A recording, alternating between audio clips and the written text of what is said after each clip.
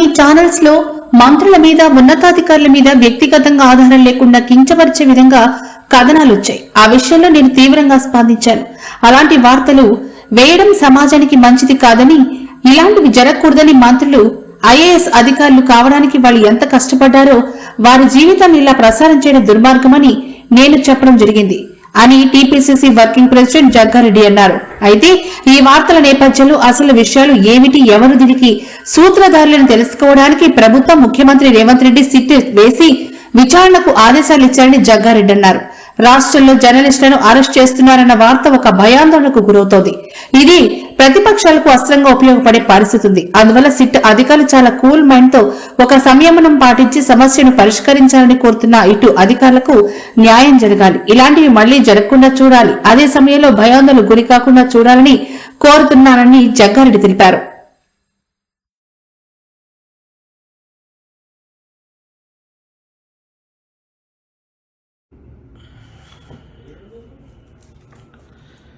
మొన్న 3 రోజుల కిందట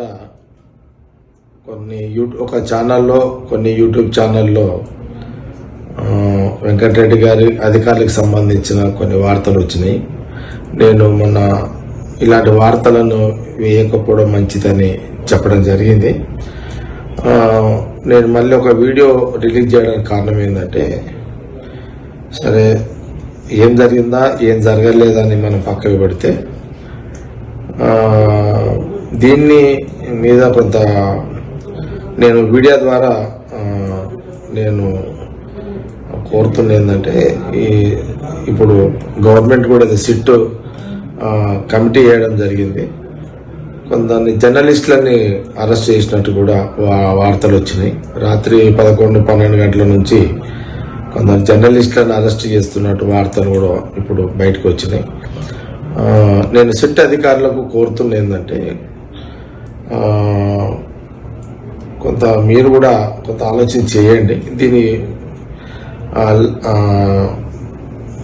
కొంత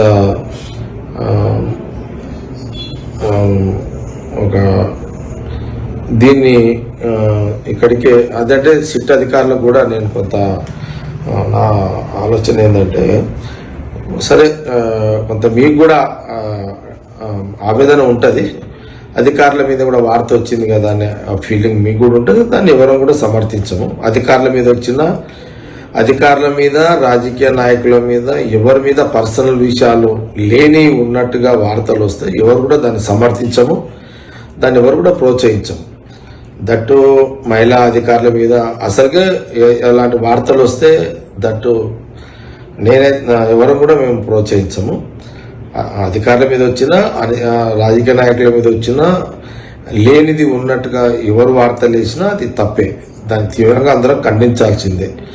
అది ఏదో దాన్ని కూడా మనం ఆల్రెడీ ఖండించినాము. అయినా సరే ఇప్పుడు కమిటీ ద్వారా కమిటీ వేసారు, గవర్నమెంట్ కమిటీ వేసింది. కానీ కమిటీ కూడా ఇంత అర్ధరాత్రి పూట అరెస్టులు జర్నలిస్టులను అరెస్ట్ చేయడము, ఎంక్వైరీ చేయండి.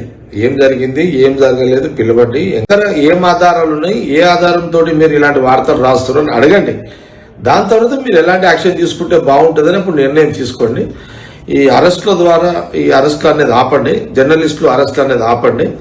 ఇది ఒక రాష్ట్రము, ఇది కాంగ్రెస్ పార్టీకి, కాంగ్రెస్ గవర్నమెంట్కి కూడా కొంత ఇబ్బందికరంగా ఉంటుంది. ప్రతిపక్షాలు దీన్ని ఇంకో రకంగా తీసుకొచ్చే అవకాశాలు కూడా ఉంటాయి. కాబట్టి సిట్ అధికారులు కొంత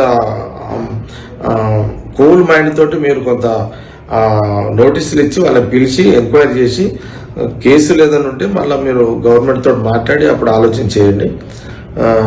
ఈ అరెస్టులు అనేది మీరు వాళ్ళ దగ్గర ఏమి ఇన్ఫర్మేషన్ ఉంది ఆ రకంగా ఎంక్వైరీ చేయండి. కానీ ఈ రాష్ట్రంలో జర్నలిస్టులు అరెస్టు చేస్తున్నారని ఒక యుద్ధ వాతావరణాన్ని వచ్చే రకంగా అరెస్టులు చేయొద్దని నేను డీజీపీ గారికి, సత్యనారాయణ గారికి, ఈ కమిటీ సిట్ కమిటీకి అంటే ప్రభుత్వానికి నేను ఈ మీడియా ద్వారా కోరుతున్నాను. ఈ రాష్ట్రంలో జర్నలిస్టులు అరెస్టు చేస్తున్నారు, అధికారుల మీద రాసిన వార్తలను వ్యతిరేకంగా జర్నలిస్టులను అరెస్ట్ చేస్తున్నారని ఒక యుద్ధ వాతావరణాన్ని రాష్ట్రంలో రాకుండా చూడాలని కూడా నేను డీజీపీ గారిని, సిట్ కమిటీ అధికారులను నేను ప్రభుత్వాన్ని కోరడం జరుగుతుంది.